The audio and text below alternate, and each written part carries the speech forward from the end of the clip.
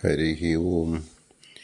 आपादमौलिपर्यन्तं गुरूणाम् आकृतिं स्मरेत् तेन विघ्नाः प्रणश्यन्ति सिद्ध्यन्ति च मनोरथाः। श्रीगुरुभ्यो नमः। परमगुरुभ्यो नमः। श्रीमदानन्दतीर्थभगवत्पादाचार्यगुरुभ्यो नमः। मन्मनोभीष्टवरदं सर्वाभीष्टफलप्रदं पुरन्दरगुरुं वन्दे दासश्रेष्ठं दयानिधिम्। विद्याविनयसम्पन्नान् शान्तादिगुणब्रह्मितान् सशास्त्रप्रवचनासक्तान् एलमिलार्यान् गुरून् भजे।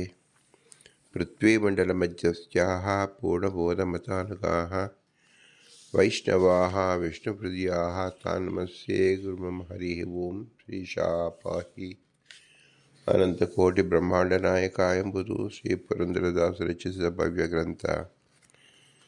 ಶಾಸ್ತ್ರ ಪ್ರಮೇಯಗಳು 180 ಗಜ್ಜೆ ಮಾಲೆಗಳು.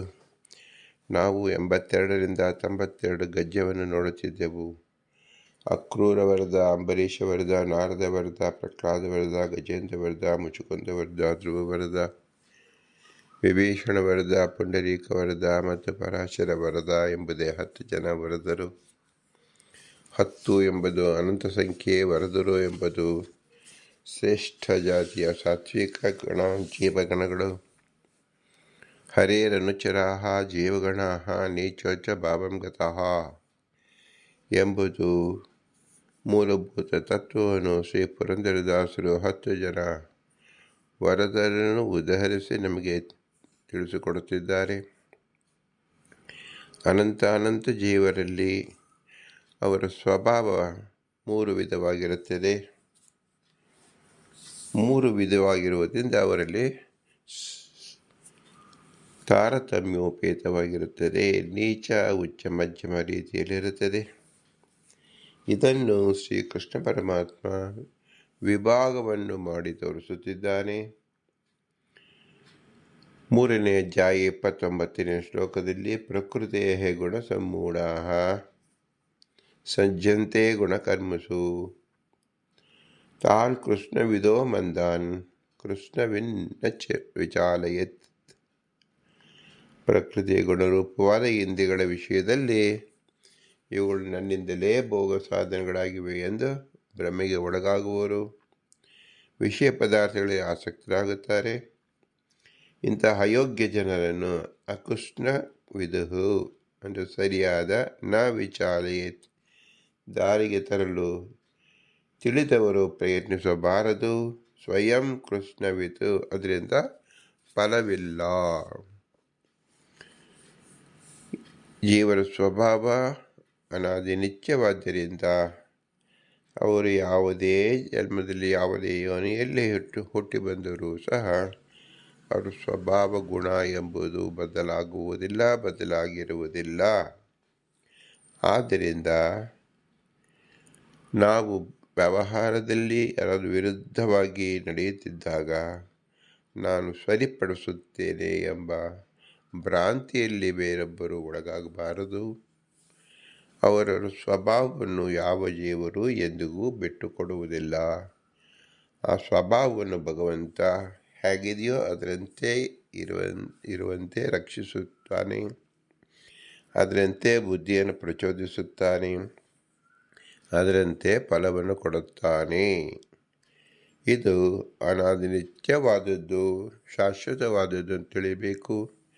ಇದನ್ನು ಶ್ರೀಮದಾನಂದ ತೀರ್ಥರು ಭಾಷ್ಯ ರೂಪದಲ್ಲಿ ತಿಳಿಸಿಕೊಡ್ತಾರೆ. ಪ್ರಕೃತಿ ಗುಣೇಶು ಇಂದ್ರಿಯಾಶು ಸ್ವಮೂಢಾಃ ಇಂದ್ರಿಯಾದ್ಯಭಿಮಾನಾದ್ಭಿಃ ವಿಷಯಾದಿ ಸಂಗಃ ಗುಣಕರ್ಮಸು ವಿಷಯೇಷು ಕರ್ಮಸು ಚ ಶಬ್ದಾದ್ಯ ಇಂದ್ರಿಯಾದ್ಯಸ್ಯ ಸತ್ತಾದ್ಯಸ್ಯ ಶುಭಾ ನೀಚಾ ಅಪ್ರಧಾನಾನಿ ಚ ಗುಣ ನಿಗಜ್ಯಂತೆ ನಿರುಕ್ತಿಗೈಃ ಇಚ ಅಭಿಧಾನಾತ್.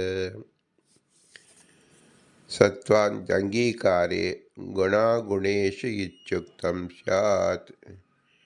ಇಂದ್ರಿಯಗಳಲ್ಲಿ ತನ್ನವು ಎಂಬ ಅಭಿಮಾನ ಇರುವುದರಿಂದ ಇಂದ್ರಿಯಗಳಿಗೆ ಹಿತ ಅಹಿತ ಎನಿಸುವ ವಸ್ತುಗಳಲ್ಲಿ ಜೀವಿಗೆ ಸ್ನೇಹ, ದ್ವೇಷ ಮತ್ತು ಕ್ರಿಯೆಗಳನ್ನು ತಾನೇ ಮಾಡುವವನು ಎಂಬ ಸ್ವಾತಂತ್ರ್ಯ ಭ್ರಾಂತಿ ಉಂಟಾಗುತ್ತದೆ. ಈ ಗೀತೆಯ ಶ್ಲೋಕದಲ್ಲಿ ಗುಣಕರ್ಮಸು ಎಂದು ಹೇಳಿದರೆ ಅದರ ಪದದ ಅರ್ಥ ಗುಣ ಅಂದರೆ ವಿಷಯ ವಸ್ತುಗಳಲ್ಲಿ ಮತ್ತು ಕರ್ಮ ಕ್ರಿಯೆಗಳಲ್ಲಿ, ಅಂದರೆ ಆ ಜೀವರ ಪ್ರವೃತ್ತಿ ಮತ್ತು ಪ್ರಮಿತಿಗಳಲ್ಲಿ ಹೇಗಿರುತ್ತಾರೆಂದರೆ ಶಬ್ದಾದಿ ವಿಷಯಗಳು, ಕಣ್ಣು ಮೊದಲಾದ ಇಂದ್ರಿಯಗಳು ಮತ್ತು ಶರೀರ, ಸತ್ವ ರಜಸ್ಸು ತಮಸ್ಸು ಎಂಬ 3 ಗುಣಗಳು ಗುಣಶಬ್ದಕ್ಕೆ ಅರ್ಥವಾಗುತ್ತೆ ಎಂದು ಶಬ್ದಾರ್ಥ ಜ್ಞಾನಿಗಳು ಹೇಳುತ್ತಾರೆ. ಹೀಗೆ ಗುಣಶಬ್ದಕ್ಕೆ ಇಂದ್ರಿಯ ಎಂದು ಅರ್ಥವಿದೆ. ಆದರೆ ಅಪಧಾನವಾದ ಅರ್ಥ ಅಂದರೆ ಸೌಖ್ಯ, ಸೌಜನ್ಯತೆ ಇತ್ಯಾದಿ ಸದ್ಗುಣಗಳು. ಮಯಿ ಸರ್ವಾಣಿ ಕರ್ಮಾಣಿ ಸನ್ಯಸಾಧ್ಯತ್ವಚೇತಸ ನಿರಾಶ ನಿರ್ಮಮೋ ಭೂತ್ವ ಯುಜ್ಯಸ್ಯ ವಿಗತ ಜ್ವರ. ಆದ್ದರಿಂದಲೇ ಅರ್ಜುನ, ನೀನು ಕೂಡ ಪರಮಾತ್ಮನಲ್ಲಿ ಮನಸ್ಸುಳ್ಳುವನಾಗಿ ಬೇರೆ ಫಲಗಳ ಅಂದರೆ ಭಕ್ತಿ, ಜ್ಞಾನ, ಆಸೆ ಬಿಟ್ಟುವನಾಗಿ ಕರ್ತವ್ಯ ಕರ್ಮವನ್ನು ಮಾಡಬೇಕು. ನಾನೇ ಮಾಡಿದೆ ಎಂಬ ಅಹಂಕಾರವನ್ನು ಬಿಡಬೇಕು. ನಿರ್ಮಮಃ ಎಂಬುದರ್ಥ ತನ್ನ ಒಳಗೆ ಭಗವಂತನಿದ್ದು ಎಲ್ಲ ಕೆಲಸ ಮಾಡಿಸುವ ಸನ್ಯಸ್ಯ ಎಂದು ತಿಳಿದು ಎಲ್ಲ ಕರ್ಮಗಳಲ್ಲೂ ಭಗವಂತನ ಪೂಜೆ ಎಂದು ಭಾವಿಸಬೇಕು. ಹೀಗೆ ನೀನು ಬಂಧು ಶೋಕವನ್ನು ತೊರೆದು ವಿಗತ ಜ್ವರ ಯುದ್ಧವನ್ನು ಮಾಡು. ಎಲ್ಲ ಕರ್ಮಗಳು ಭಗವತ್ ಪೂಜಾ ರೂಪ ಎಂದು ನಾಹಂ ಕರ್ತ ಎಂಬ ಬ್ರಹ್ಮತರ್ಕ ಹೇಳುತ್ತದೆ.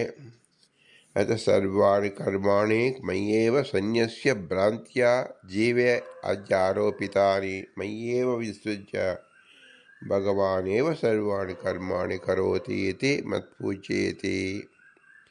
ಆತ್ಮಾನಂ ಮಾಧಿಕೃತ್ಯ ಯಜ್ಞೇತ ತತ್ ಆಧ್ಯಾತ್ಮಚೇತಾಃ ಸನ್ಯಾಸಸ್ತು ಭಗವಾನ್ ಕರೋತಿ ಇತಿ ನಿರ್ಮಮತ್ವಂ ನಾಹಂ ಕರೋಮಿ ಇತಿ. ಅರ್ಜುನ, ನೀನು ಜ್ಞಾನಿಯಾಗಿದ್ದೀಯಾ, ಆದ್ದರಿಂದ ಎಲ್ಲ ಕರ್ಮವನ್ನು ನನ್ನಲ್ಲಿ ಅರ್ಪಿಸಿ ಯುದ್ಧ ಮಾಡು. ಭಗವಂತನೇ ಸರ್ವಕರ್ಮಗಳು ಮಾಡುತ್ತಾನೆ. ಈ ರೀತಿ ತಿಳಿಯುವಿಕೆ ಅವನ ಪೂಜೆ ಎಂದು ಭಾವಿಸಿ ಯುದ್ಧ ಮಾಡುವೆಂದು ಬೋಧಿಸುತ್ತಿದ್ದಾನೆ. ಸನ್ಯಾಸ ಅಂದರೆ ಭಗವಂತನು ಮಾಡುತ್ತಾನೆ ಎಂಬ ಭಾವನೆ. ನಿರ್ಮಮತೆ ಅಂದರೆ ನಾನು ಮಾಡುತ್ತಿಲ್ಲ ಎಂಬ ಭಾವನೆ. ಕರ್ಮಗಳನ್ನು ನಾನು ಸ್ವತಂತ್ರವಾಗಿ ಮಾಡುತ್ತಿಲ್ಲ, ಭಗವಂತನೇ ನಲ್ಲಿ ನಿಂತು ಮಾಡುತ್ತಿದ್ದಾನೆ. ಈ ರೀತಿ ಚಿಂತನಾ ಕ್ರಮ ಅವನ ಆರಾಧನೆಗಾಗಿ ನನಗೆ ಭಗವದ್ ಅನುಗ್ರಹ ಬೇಕು. ಅದಕ್ಕಾಗಿ ಕರ್ಮ ನಿಷ್ಕಾಮ ಕರ್ಮವಾಗುತ್ತದೆ. ಲೋಕದಲ್ಲಿ ಎಲ್ಲ ಜೀವರು ನೋಡುತ್ತಾರೆ. ಎಲ್ಲರೂ ಭಗವಂತ ಮಾಡುವುದನ್ನಾಗಲಿ ದೇವತೆಗಳು ಮಾಡುವುದಾಗಲಿ ಕಾಣುವುದಿಲ್ಲ. ಅವರು ಮಾಡುವುದನ್ನು ಅವರ ಇಂದ್ರಿಯಗಳ ಚಲನವಲನ, ಅವರ ಬಾಯಿಲಿ ಮಾತಾಡುವುದು, ನಾಲಿಗೆ ಹೊರಡಿ ಶಬ್ದ ಹೊರಗೆ ಬರುವುದು ನೋಡುತ್ತಾರೆ. ಅವರೇ ಮನಸ್ಸಲ್ಲಿ ಯೋಚನೆ ಮಾಡುವುದು ಪ್ರತಿಯೊಬ್ಬರಿಗೂ ತಿಳಿಯುತ್ತದೆ. ಇದು ಕಾಯಿಕ, ವಾಚನಿಕ, ಮಾನಸಿಕ ಕ್ರಿಯೆ. ಇದು ನಮಗೆ ತೋರುವುದು ಜಡ ಶರೀರದಿಂದ ಉತ್ಪನ್ನವಾಯಿತು ಎಂಬುದನ್ನು ತಿಳಿಯುತ್ತೇವೆ. ಆದರೆ ಈ ಉತ್ಪನ್ನವಾದುದರಲ್ಲಿ ಒಬ್ಬ ಚೇತನ ಇಲ್ಲದಿದ್ದರೆ ಅದು ಸಾಧ್ಯವೇನು? ಮೃತ ಶರೀರ ಏನಾದರೂ ಕ್ರಿಯೆ ಮಾಡುತ್ತಿದೆಯೇನು? ಏನೋ ಮಾತಾಡುತ್ತಿದೆಯೇನು?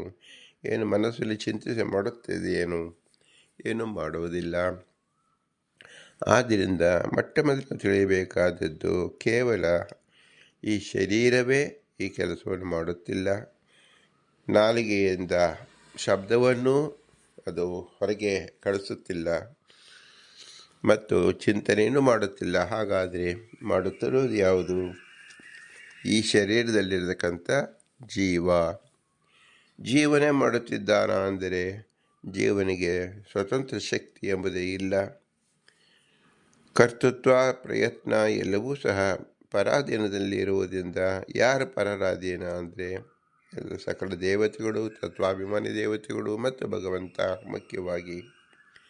ಆದ್ದರಿಂದ ಹೇಗೆ ಜಡ ಶರೀರವು ಮಾಡಿಲ್ಲ, ಚೇತನ ಮೂಲಕ ಮಾಡಿದೆ ಎಂದು ತಿಳಿಯುತ್ತೇವೆಯೋ, ಅದರಂತೆ ಜೀವಿ ತಾನು ಅಪ್ರಾಕೃತನಾದ ಭಗವಂತನಿಂದ ಅಸ್ವತಂತ್ರನಾದ ತಾನು ಸ್ವತಂತ್ರ ವ್ಯಕ್ತಿಯಿಂದ ಮಾಡುತ್ತಿದ್ದಾನೆ ಎಂಬುದನ್ನು ತಿಳಿಯುವುದೇ ಭಗವಂತನ ಪೂಜೆ ಎನಿಸುವುದು.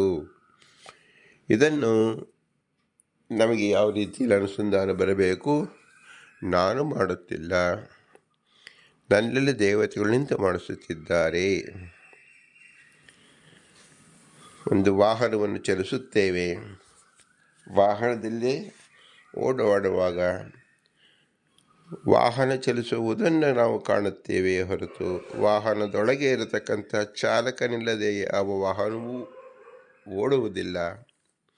ಹಾಗೆ ವಾಹನದಂತೆ ಈ ಶರೀರ ಎಡಗೈ ಬಲಗೈ ತಿರುಗಿಸುವಿಕೆ ಅಂದರೆ ವಾಹನವನ್ನು ಎಡಕ್ಕೆ ಬಲಕ್ಕೆ ತಿರುಗಿಸುವುದಂತೆ, ಅದು ಶಬ್ದ ಮಾಡುವಂತೆ ನಮ್ಮ ಮನಸ್ಸಿನಿಂದ ಬಾಯಿಂದ ಮಾತಾಡುತ್ತೇವೆ. ಮತ್ತು ಅದರ ವೇಗ ಇದ್ದಂತೆ ನಮ್ಮ ಮನಸ್ಸಿನ ವೇಗವನ್ನು ನಾವು ತಿಳಿಯಬಹುದು. ಎಲ್ಲವೂ ಒಂದು ವಾಹನವನ್ನು ನಾವು ಉದಾಹರಣೆಗೆ ಮಾಡಿಕೊಂಡಾಗ ಚಲಿಸುವ ವಾಹನ ನೋಡಿ ವಾಹನ ಚಲಿಸುವುದಿಲ್ಲ ಎಂಬ ಪ್ರಜ್ಞೆ ನಮಗೆ ಸ್ಥಿರವಾಗಿದೆ. ವಾಹನದೊಳಗೆ ಇರತಕ್ಕಂಥ ಚಾಲಕನೇ ಚಲಿಸುತ್ತಿದ್ದಾನೆ, ಅವನ ಪ್ರೇರಣೆಯಿಂದ ಮಾಡುತ್ತಿದ್ದಾನೆ ಎಂಬುದು ಸುಸ್ಪಷ್ಟವಾಗಿದೆ. ಆದರೆ ನಾವು ವಾಹನದಲ್ಲಿರತಕ್ಕಂಥ ಚಾಲಕನೂ ನಾವು ನೋಡತಕ್ಕಂಥದ್ದು ಜಡ ಶರೀರ ಮಾತ್ರ.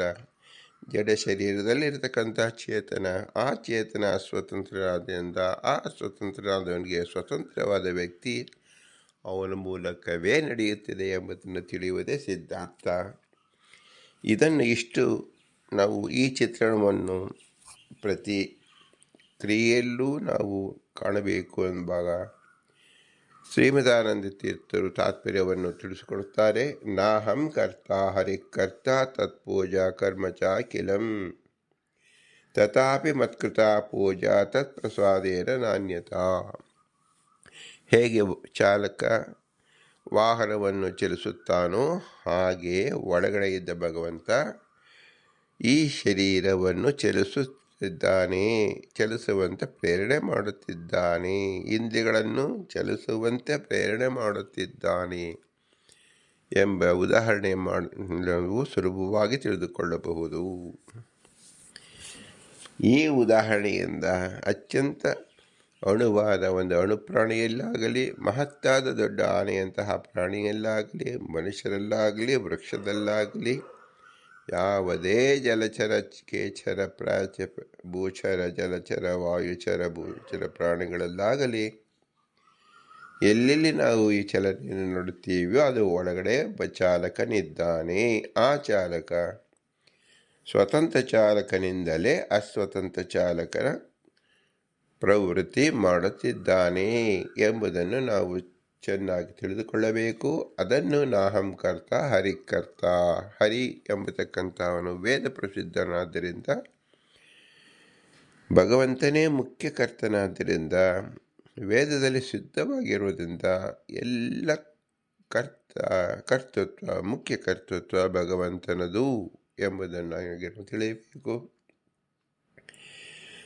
ತದ್ಭಕ್ತಿ ತತ್ಫಲಂ ಮಹ್ಯಂ ತತ್ಪ್ರಸಾದ ಪುನಃ ಪುನಃ ಕರ್ಮನ್ಯಾಸೋ ಹರೇವೇವ ವಿಷ್ಣು ತೃಪ್ತಿಕರ ಸದಾ. ಯಸ್ಮಾತ್ ಸ್ವತಂತ್ರ ಕರ್ತೃತ್ವಂ ವಿಷ್ಣೋರೇವ ನ ಚಾನ್ಯಗಂ ತದಧೀನಂ ಸ್ವತಂತ್ರಂ ಸ್ವವರಾಪೇಕ್ಷಯೇವ ತು ಜೀವಸ್ಯ ವಿಕೃತೇರ್ನಾಮೋ ಕರ್ತೃತ್ವಂ ಜಡ ಸಂಶಯಂ. ಪುಮಾನ್ ದೋಗ್ಧಾ ಚ ಗೋಹೋ ದೋಗ್ಧಿ ಸ್ತನು ದೋಗ್ಧಿ ಇತಿವತ್ ಪ್ರಮಾತ್ ಇತಿ ಬ್ರಹ್ಮತರ್ಕವಚನಾತ್. ಈಶ್ವರ ಜೀವ ಪ್ರಕೃತ್ಯಾದೀನಂ ಕರ್ತೃತ್ವಂ ಅಕರ್ತೃತ್ವಂ ಚ ವಿಭಾಗೇನ ಜ್ಞಾತವ್ಯಂ ಸರ್ವತ್ರ.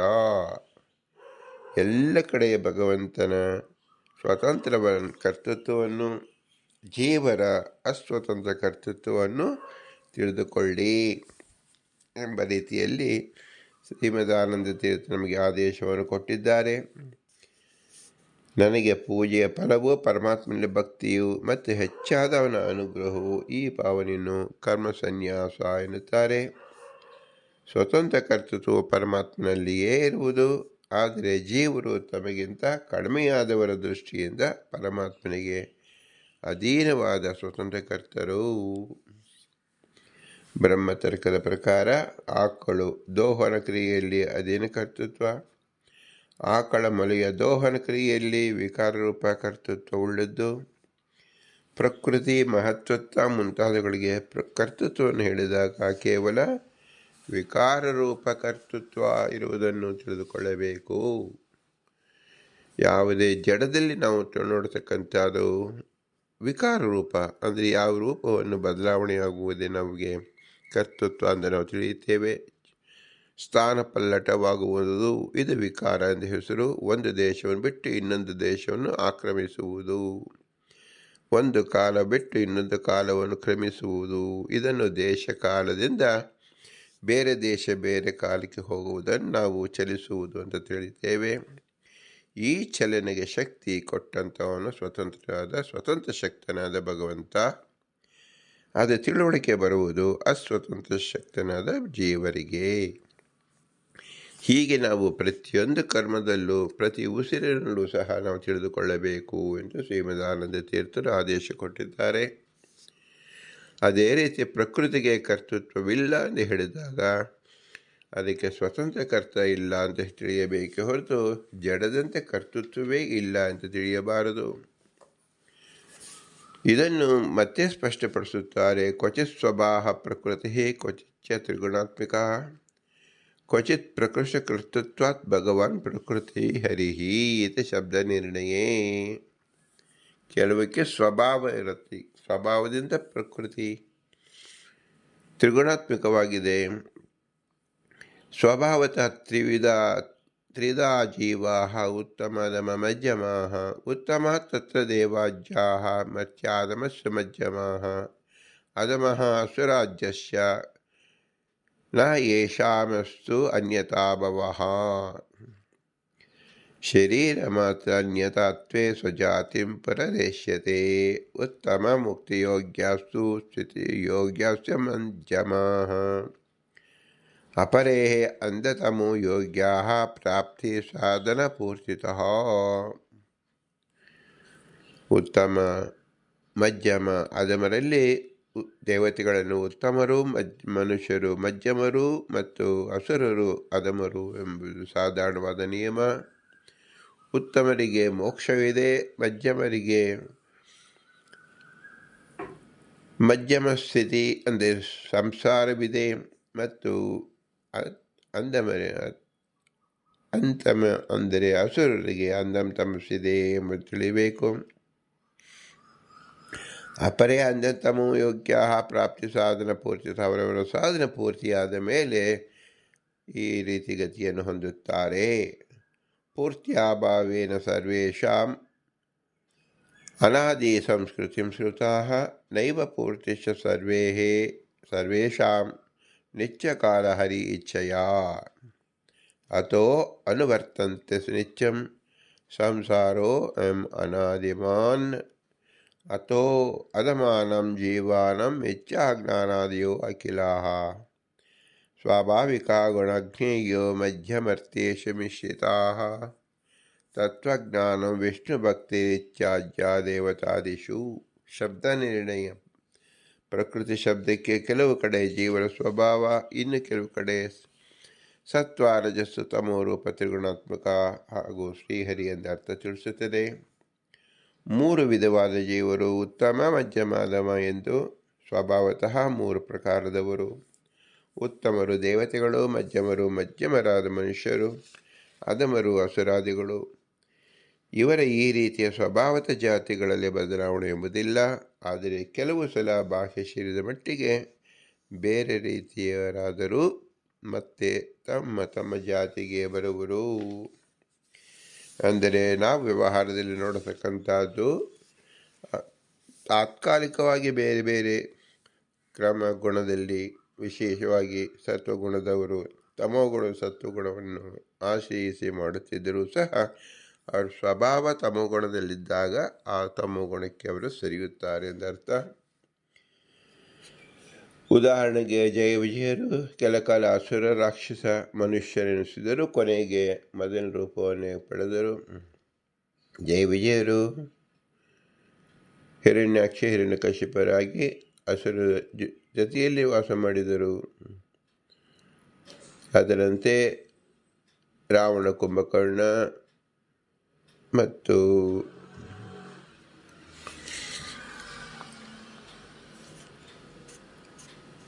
ಕೃಷ್ಣಾವತಾರದಲ್ಲಿಯೂ ಸಹ ಮನುಷ್ಯ ರೂಪದಲ್ಲಿ ದೈತ್ಯರಂತೆ ಇರ್ತಕ್ಕಂಥ ಅಂತ ಹಸುರು ಯೋನಿಯಲ್ಲಿ ಇದ್ದರು, ಸಂಪರ್ಕದಲ್ಲಿದ್ದರು. ನಂತರ ಕೃಷ್ಣನ ಚಕ್ರದ ದಶೆಯಿಂದ ಆ ಜೀವರಲ್ಲಿರ್ತಕ್ಕಂಥ ಜೀವರು ಅಯೋಗ್ಯ ಜೀವ ಅಂಧಮ ತಮಸ್ಸಿಗೆ ಹೋಗುತ್ತಾರೆ ಮತ್ತು ಉತ್ತಮರಾದ ಜಯ ವಿಜಯರು ದ್ವಾರಪಾಲಕರಾಗಿ ಮೋಕ್ಷ ಸ್ಥಳವನ್ನೇ ಪ್ರಯಾಣ ಮಾಡುತ್ತಾರೆ ಎಂಬುದು ನಾವು ಉದಾಹರಣೆಗಾಗಿ ನಾವು ನೋಡಬಹುದು. ಶಿಶುಪಾಲ ಮತ್ತು ದಂತವಕ್ರ ಎಂಬತಕ್ಕಂಥವನು. ಆದ್ದರಿಂದ ಉತ್ತಮರು ಮುಕ್ತಿಯೋಗ್ಯರಾದ್ದರಿಂದ ಉತ್ತಮೆನಿಸಿಕೊಳ್ಳುತ್ತಾರೆ, ಮಧ್ಯಮರು ಸಂಸಾರ ಯೋಗ್ಯರಾದ್ದರಿಂದ ಮಧ್ಯಮೆನಿಸಿಕೊಂಡಿದ್ದಾರೆ, ಅಧಮರು ಅಂಧಮ ತಮಸ್ಸಿಗೆ ಯೋಗ್ಯರಾದ್ದರಿಂದ ಅಧಮರೆನಿಸಿಕೊಂಡಿದ್ದಾರೆ. ಪರಮಾತ್ಮನ ಇಚ್ಛೆ ಸಂಸಾರವು ನಿರಂತರ ಮುಂದುವರಿಯಬೇಕು. ದೇವ ಸ್ವಭಾವ 3 ವಿಧವಾದ್ದರಿಂದಲೇ ಅಧಮರಿಗೆ ಮಿಥ್ಯಾಜ್ಞಾನವೇ ಮೊದಲಾದ ಸ್ವಾಭಾವಿಕ ಗುಣಗಳು, ಮಧ್ಯಮರಿಗೆ ಮಿಶ್ರ ಗುಣಗಳು ಸ್ವಾಭಾವಿಕ ಗುಣಗಳು, ಹಾಗೆಯೇ ದೇವತಾದಿಗಳಿಗೆ ತತ್ವಜ್ಞಾನ, ವಿಷ್ಣು ಭಕ್ತಿ ಇತ್ಯಾದಿಗಳು ಸ್ವಾಭಾವಿಕ ಗುಣಗಳು.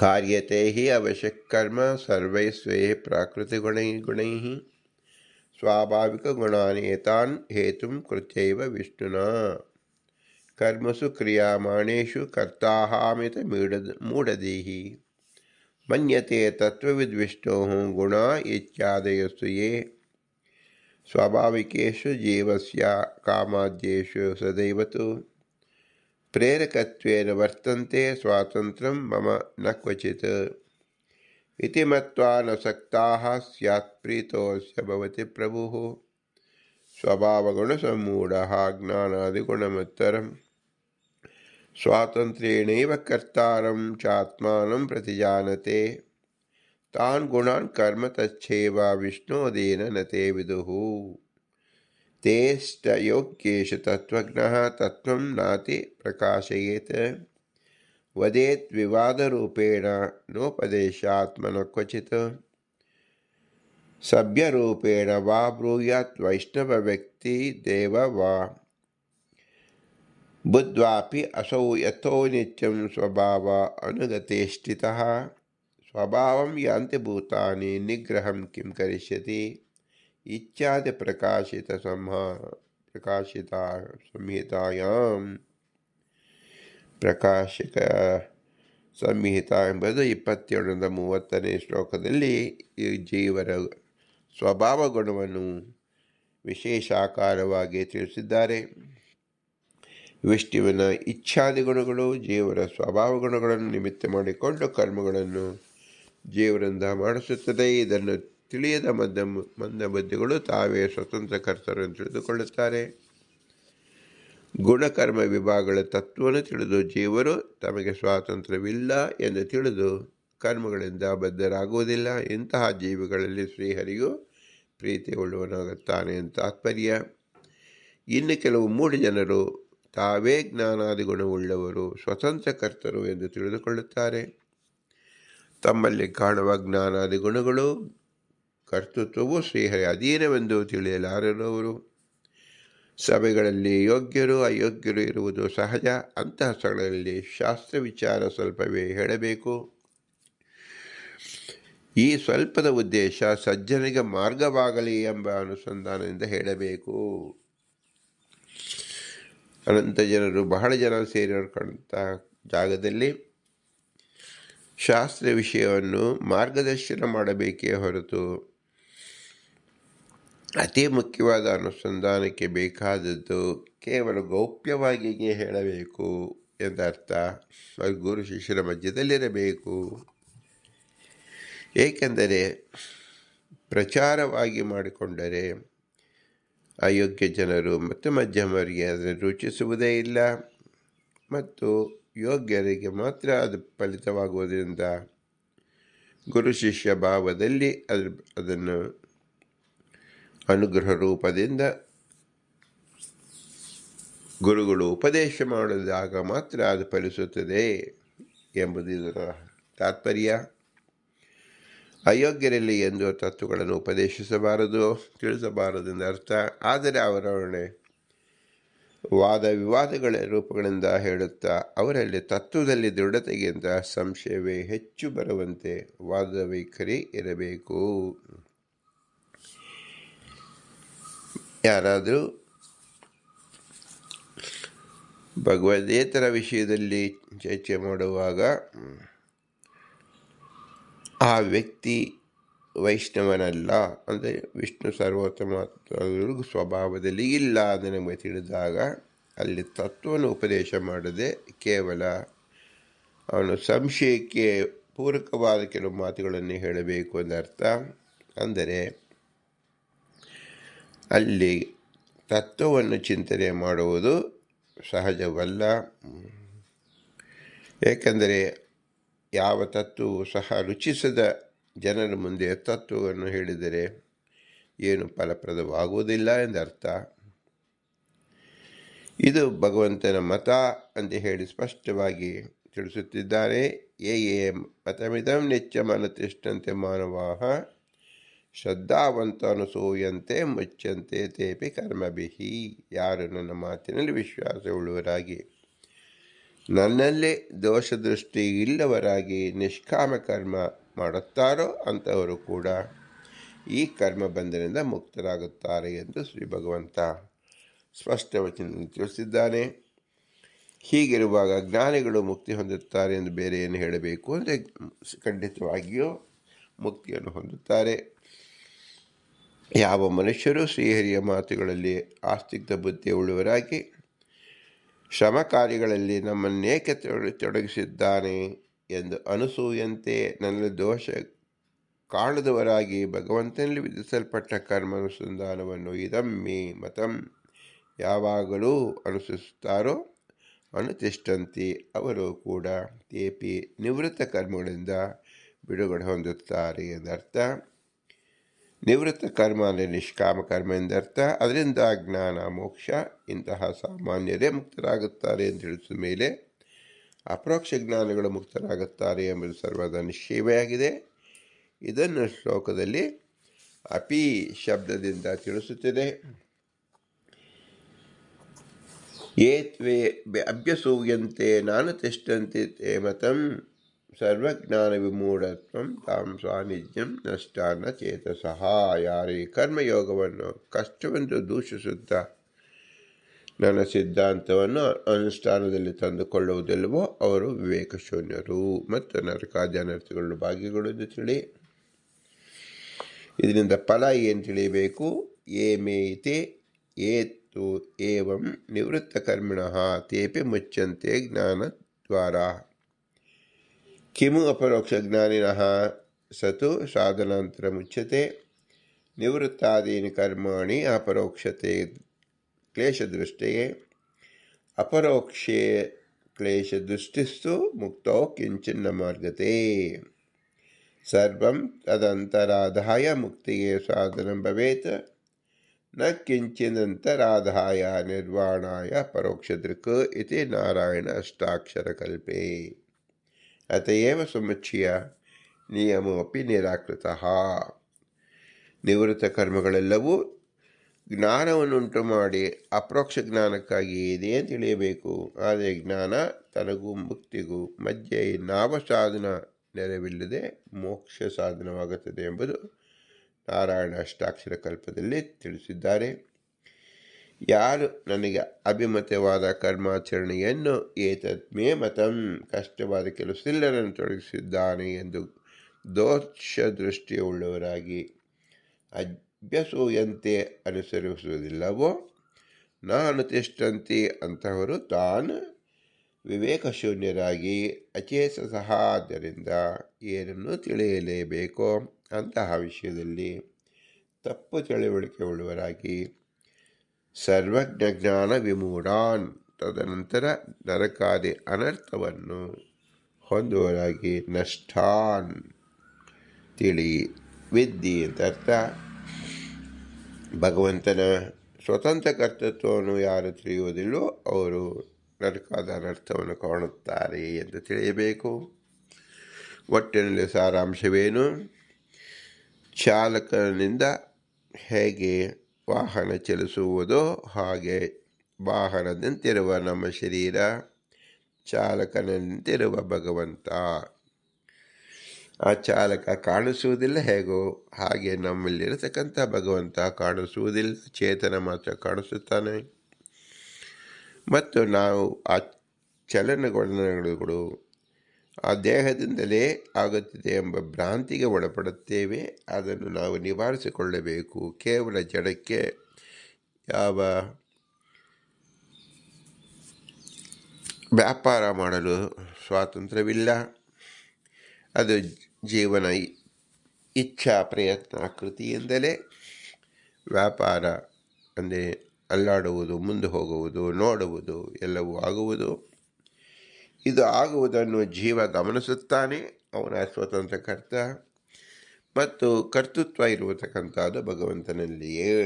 ಆದ್ದರಿಂದ ನಾಹಂ ಕರ್ತ ಹರಿಕರ್ತ ತತ್ಪೂಜಾ ಕರ್ಮ ಚ ಅಖಿಲಂ ಎಂಬುದೇ ಮುಖ್ಯ ಧ್ಯೇಯವಾಕ್ಯ. ಇದನ್ನು ಪ್ರತಿ ಸಾತ್ವಿಕ ಜೀವರು ಪ್ರತಿ ಕ್ಷಣದಲ್ಲಿಯೂ ತಮ್ಮ ಧ್ಯೇಯವಾಕ್ಯವನ್ನಾಗಿ ಇಟ್ಟುಕೊಂಡು ಆರಾಧಿಸಬೇಕು, ಧ್ಯಾನಿಸಬೇಕು, ಸನ್ಮಾನಿಸಬೇಕು, ಅನುಸಂಧಾನದಲ್ಲಿ ತಂದುಕೊಳ್ಳಬೇಕು. ಯಾರು ಈ ಅನುಸಂಧಾನವನ್ನು ತಂದುಕೊಳ್ಳುವುದಿಲ್ಲವೋ ಅವರು ಮಿಶ್ರ ಜೀವಿಗಳಾಗಿರುತ್ತಾರೆ ಮತ್ತು ತಮೋಜೀವಿಗಳಾಗಿರುತ್ತಾರೆ ಎಂಬುದು ನಿಶ್ಚಯ. ಅಂತಹವರಿಗೆ ಅನಿಷ್ಟವಾದ ಲೋಕಗಳೇ ದುಃಖದಲ್ಲಿ ಪ್ರಾಪ್ತವಾಗುತ್ತದೆ. ಯಾರು ಭಗವಂತನೇ ಕರ್ತನೆಂದು ತಿಳಿಯುತ್ತಾರೋ ಅವರಿಗೆ ಶ್ರೇಷ್ಠ ಲೋಕ ಅಂದರೆ ಸುಖ ಪ್ರಾಪ್ತಿಯಾಗುತ್ತದೆ ಎಂಬುದೇ ಮುಖ್ಯ ಭಾವಾರ್ಥ. ಇದನ್ನು ಪುರಂದರದಾಸರು ವರದರು ಎಂಬ ಶಬ್ದದಿಂದ 10 ಜನ ವರದರು ಎಲ್ಲರೂ ಭಗವಂತನ ನಿಷ್ಠೆಗೆ ಉಳ್ಳವರು. ಭಗವಂತನೆಂದಲೇ ಎಲ್ಲ ಕರ್ತವ್ಯವನ್ನು ನಡೆಯುತ್ತಿದೆ ಎಂಬುದನ್ನು ಸುಸ್ಪಷ್ಟವಾಗಿ ತಿಳಿದವರು. ಆದ್ದರಿಂದ 10 ಜನ ಉದಾಹರಣೆಯನ್ನು ನಮಗೆ ಕೊಟ್ಟು ದೇಶ ದಿಕ್ಕಿನಲ್ಲಿಯೂ ಸಹ ಈ 10 ಜನರನ್ನು ನೀವು ನೆನಪಿಸಿಕೊಂಡು ಅವರ ಕಾರ್ಯದಲ್ಲಿ ಹೇಗೆ ಭಗವಂತನ ಆರಾಧಿಸಿದರೋ ಅದರಂತೆ ನೀವು ಮನಸ್ಸು ಮಾಡಿ ನೀವು ಆರಾಧನೆ ಮಾಡಿ ಎಂಬ ಸೂಕ್ಷ್ಮ ದರ್ಶನದಂತೆ ಪುರಂದರದಾಸ ನಮಗೆ ಉಪದೇಶ ಮಾಡಿದ್ದಾರೆ. ಇಂಥ ಉಪದೇಶ ಮಾಡಿದಂಥ ಪುರಂದರದಾಸರಿಗೆ ಅನಂತಾನಂದ ನಮಸ್ಕಾರವನ್ನು ಸಲ್ಲಿಸಿ ಅವರ ಅಂತರ್ಯಾಮಿ ಪುರಂದರ ವಿಠಲನಿಗೆ ಭೂಯಿಷ್ಟಾಂತಿ ನಮ್ಮ ಮುಕ್ತಿವಿದೆ ಎಂದೇ ಹೇಳಿ, ಇಂತಹ ಜ್ಞಾನ ಬರಲು ಕೇವಲ ಮನುಷ್ಯ ಜನ್ಮದಲ್ಲಿ ಮಾತ್ರ ಸಾಧ್ಯ. ಇಂತಹ ಮನುಷ್ಯ ಜನ್ಮವನ್ನು ಕೊಟ್ಟಂಥ ಸಹಾಯಕರಾದ ತಂದೆ ತಾಯಿಗಳ ಸ್ಮರಣೆ, ತಂದೆ ತಾಯಿ ಇರುವಿಕೆ ನೆರವಾದ ಗುರು ಹಿರಿಯರ ಸ್ಮರಣೆ ಮತ್ತು ಇವರಲ್ಲಿ ತತ್ವಾಭಿಮಾನಿ ದೇವತೆ ನಿಂತು ಈ ಕೃತಿಯನ್ನು ಮಾಡಿಸುವುದರಿಂದ ನಿತ್ಯ ನಿರಂತರವಾಗಿ ಆ ದೇವತೆಗಳ ಸ್ಮರಣೆ. ಇವರಲ್ಲಿ ಶ್ರೇಷ್ಠನಾದ ವಾಯುದೇವರು ಭಾರತೀಯ ಪತಿ ವಾಯುದೇವರೇ ಜ್ಞಾನ ಭಕ್ತಿ ವೈರಾಗ್ಯ ಎಲ್ಲವನ್ನು ಕೊಟ್ಟು ವಿಷ್ಣುವಿನ ಆಜ್ಞಾರೂಪಕವಾಗಿ ದೇವತೆಗಳಲ್ಲಿಯೂ ನಿಯಂತ್ರಣ ಮಾಡತಕ್ಕಂಥ ಮೂಲ ಗುರುಗಳಾದ ವಾಯುದೇವರನ್ನು ವಿಶೇಷವಾಗಿ ಸ್ಮರಿಸುತ್ತಾ ಅವರ ಪಾದ ಸ್ಪರ್ಶವನ್ನು ಮಾಡುತ್ತಾ ನಮಸ್ಕರಿಸುತ್ತಾ ಇವರೆಲ್ಲರೂ ಅಸ್ವತಂತ್ರರು, ಸ್ವತಂತ್ರ ಭಗವಾದ ಲಕ್ಷ್ಮೀನಾರಾಯಣ ಮಾತ್ರ ಅವನೇ ನಮ್ಮ ಬಿಂಬರೂಪ. ಅವನೇ ಎಲ್ಲರಲ್ಲೂ ನಿಂತು ಈ ಕೃತಿ ನಡೆಸುತ್ತಿದ್ದಾನೆ ಎಂಬುದನ್ನು ತಿಳಿದುಕೊಳ್ಳುವುದೇ ಬಿಂಬೋಪಾಸನೆ ಎನಿಸಿಕೊಳ್ಳುತ್ತದೆ. ಇಂತಹ ಬಿಂಬೋಪಾಸನೆಯಿಂದ ನಮಗೆ ಸಕಲ ಇಷ್ಟಾರ್ಥ ಕೂಡುವುದು, ಮೋಕ್ಷ ಲಭಿಸುವುದು ಎಂಬುದೇ ಫಲಿತಾರ್ಥ. ಆದ್ದರಿಂದ ಈ ಬಿಂಬನಿಗೆ ನಾವು ಯಾವ ರೀತಿಯಲ್ಲಿ ಆರಾಧನಿಸುವುದು, ಏನು ಪ್ರತ್ಯುಪಕಾರವಾಗಿ ಮಾಡುವುದು, ಅವನನ್ನು ಹೇಗೆ ನಮಸ್ಕರಿಸುವುದು ಅಂದರೆ ಭೂಯಿಷ್ಟಾಂತಿ ನಮ್ಮ ಮುಕ್ತಿವಿದೇಮ, ಭೂಯಿಷ್ಟಾಂತಿ ನಮ್ಮ ಮುಕ್ತಿವಿದೇಮ, ಭೂಯಿಷ್ಟಾಂತೇ ನಮ್ಮ ಮುಕ್ತಿವಿದೇಮ ಎಂದು ಹೇಳಿ ವಿನಮ್ರವಾಗಿ ನಮಿಸೋಣ. ಭಾರತೀಯರ ಮುಖ್ಯ ಪ್ರಾಣ ಅಂತರದ ಶ್ರೀಕೃಷ್ಣಾರ್ಪಣಮಸ್ತು. ಹರಿ ಓಂ, ಹರಿ ಓಂ, ಹರಿ ಓಂ.